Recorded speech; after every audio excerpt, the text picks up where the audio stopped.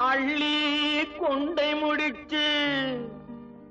அரை காசு பொட்டு வச்சு வெள்ளி சலங்கை கட்டி விளக்கு வைக்கும் நேரத்திலே விளக்கு வைக்கும் நேரத்திலே